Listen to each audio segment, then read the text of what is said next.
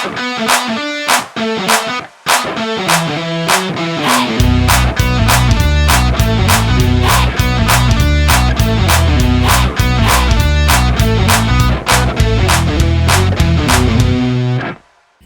welcome for one more episode of Accidental Expats. I'm Bobby. And I'm Amy, and we will be sharing stories from expats around the world.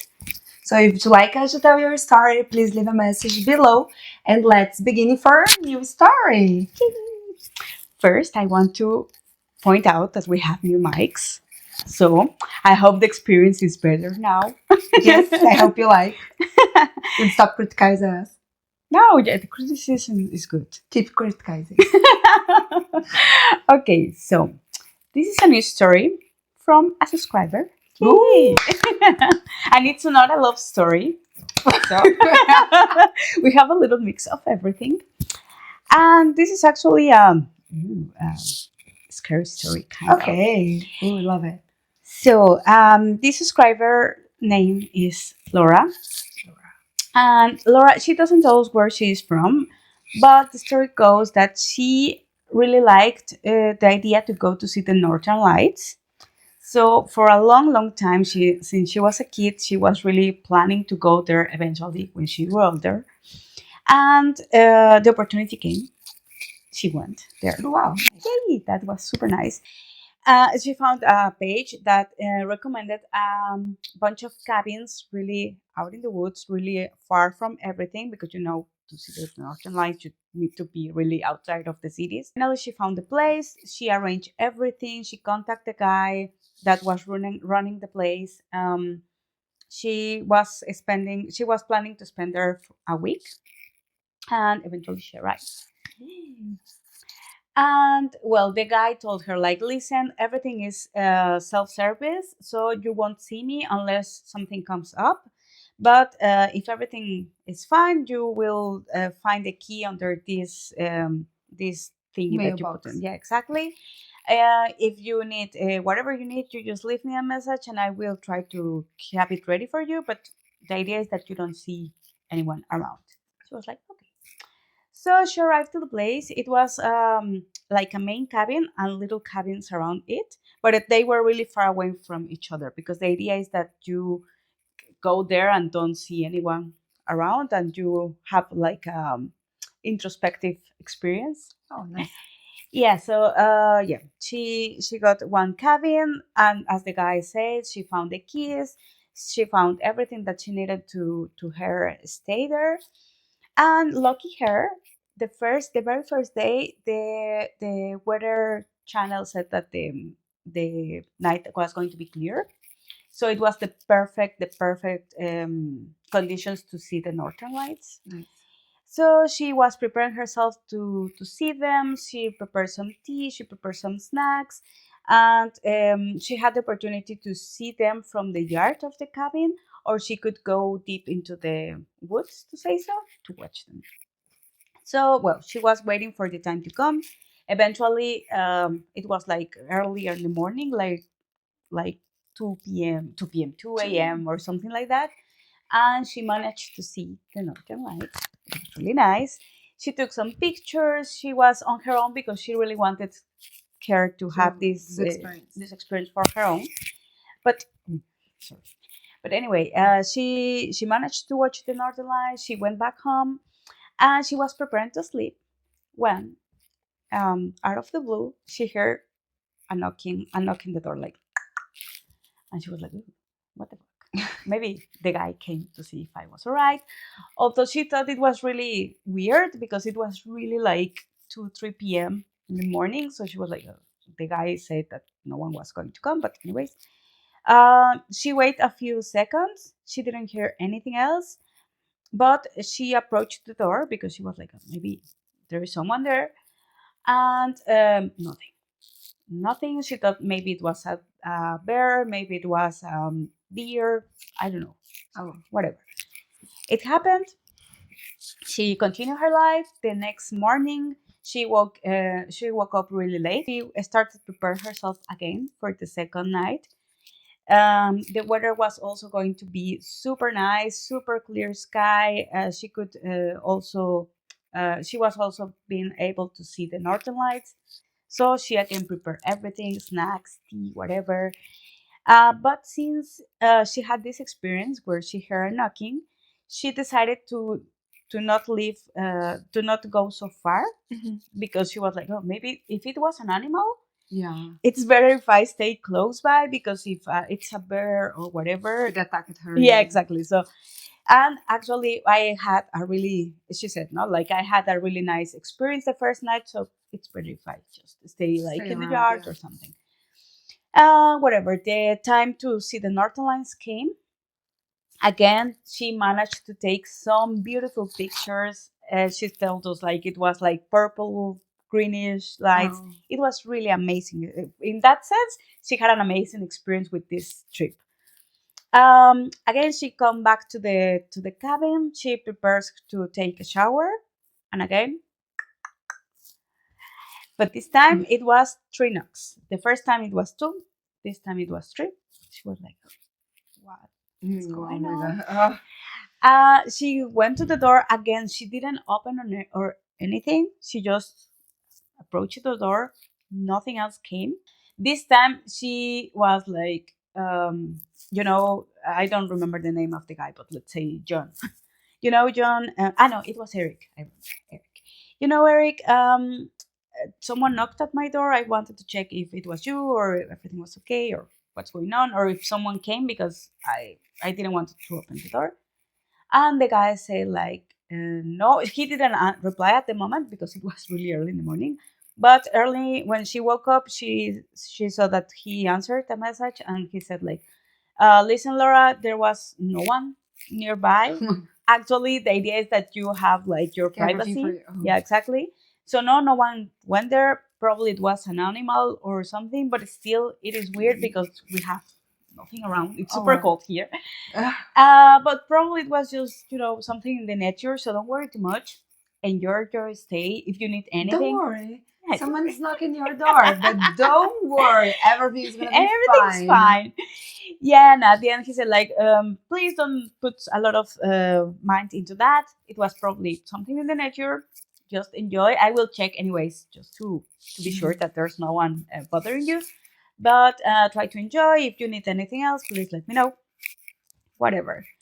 So this day she was a little bit more concerned, but still she managed to do her stuff, read a book, walk around with the with the light of the day. Yeah, she was like trying not to think much about it, but still a little bit nervous. Whatever, the night came. This night was not so clean, so clear as the other nights, but still she managed to watch really a nice spectacle through the yard.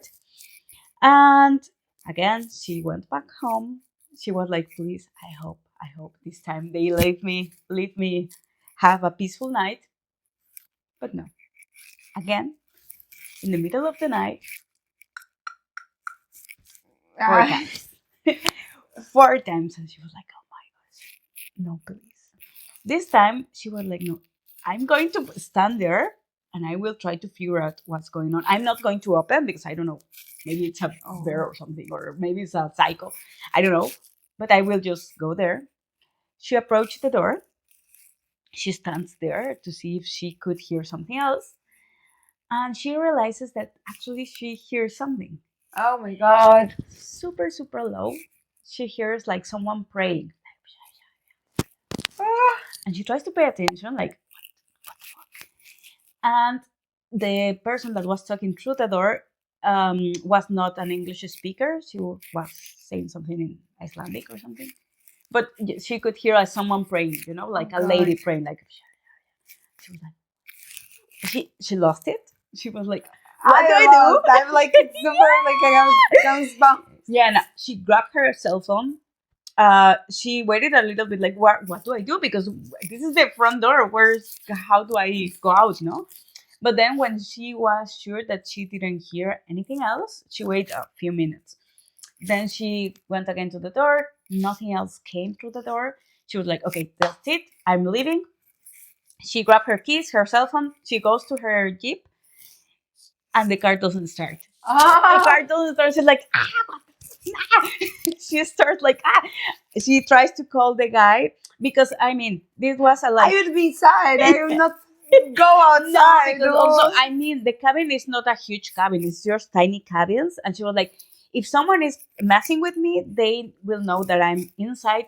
Anyways, I'm not going to have a peaceful night, Yes. and I need to know what's going on. And the main cabin where the guy that rules the place was living was close, but not as close to go by With walking. it, Yeah, yeah. exactly. So she was like, I need to go by car, but the car was not. Oh my Not, God. yeah, not working, and she was like, "Oh, what the fuck?" She tried to call, but also the phone was dead, no signal at all. She was like, Oh my God. Like, nah, she was desperate, and she decided to stay in the car. Like, you know what, fuck it. At I would least never stay in the car. yeah, but she was so scared, and also because she didn't know. I mean, at least the car you could see around you, but in the cabin she didn't have like like the knowledge of Oh my God. where are all the things, and you don't know. So, anyways, she decided to stay in the car, and suddenly a couple came in their own car, and she was like, "Oh, this is my chance." She came out of the jeep and she was like, "Hey, hey, help me!" And the guys stopped. It was a young couple, and they were like, "Hey, are you okay?" Oh my God. And she was like, "No, please take me to the main cabin because something's going on." And she explained a little bit of what happened. She was like, "Listen, I don't know if it was an animal or a person." Whispering. No. Yeah, yeah, yeah. She was like, "I heard someone whispering. Please take me back there." And they were like, "Okay, don't worry, we will take you." By this point, it was already in the morning. I mean, she spent the whole fucking night Late night out in the outside. car. Oh my God. She went there, she talked with Eric, and she told, like, listen, something's going on. Someone has been knocking on my door the whole 3 nights, 4 nights, I don't know how many nights. But someone has been knocking every fucking night. Please tell me what's going on. You told me that it was super safe. I tried to calm down, but someone was fucking whispering through my door. What's going on? Oh my God. And at this point, the guy was super, super ashamed. And she was like, you are staying in the cabin 3, right? She was like, yes, it's the one that you gave me. And he was like, okay, I have to tell you, sorry. My grandma used to live there. I mean, this business has been in my family for a quite time. And my grandma used to live in one of the cabins, the number 3. And sadly, she passed away a few years ago. No. And this is not the worst part. The worst part is that he told her that this was not the first time that that happened. He told her, like, listen, every time we have a young lady staying alone in this cabin, my grandma always comes and visits. I know. Every time. And it's always like one extra knock each extra night. Like it starts with 1, 2, 3, and so on. And on the 6th night, usually she gets into the cabin. The girl was going, what? What the no. No, she lost it. She was like, you know what? I still have a few days here, but I'm not staying in that fucking cabin. And she couldn't even go to pick her stuff. She was like, I'm waiting here. You go pick up my suitcase and everything. I'm That's out of here. insane. That's insane. Like She- these abandoned places, and then like why they just don't announce it? That is like oh my God. I mean, you don't expect it. And actually, it's a running business. She told, like, the business had really nice reviews on TripAdvisor. A lot Wow. of these bloggers, like travel Wow. bloggers, recommended the place. But It's I a know. ghosted cabin. Wow. So that's it. That was her first experience, and she hopes it's not the last. But at least it was the last in this specific. cabin. Oh Yeah. God, you never do it again. Oh my God, no. So, Wow. well, I hope you like this story.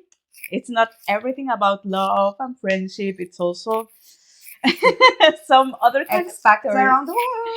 Exactly. So if you like this story, let us know in the comments. If you also want us to tell your story, please send a message to us. Leave your like, subscribe to your channel, and see you in the next episode.